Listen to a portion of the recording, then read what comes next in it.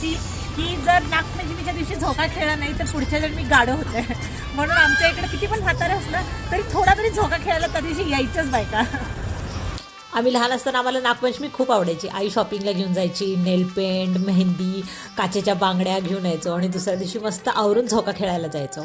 घराच्या साईडलाच एक बाबडीचं झाड होतं मोठ्याच्या मोठं आणि त्याला मोठा झोका बांधायचे. कॉलनीतल्या सगळ्या बायका तिथे खेळायला यायच्या. वेगवेगळ्या पद्धतीने आम्ही झोका घ्यायचो. पुढे मागे बसून त्याच्या मागे एक जण उभं राहायचं, साईडला दोघे जण उभं राहायचं आणि फक्त झोकाच नाही तिथं आम्ही फुगड्या खेळायचो, झिम्मा घालायचो, पिंगा खेळायचो.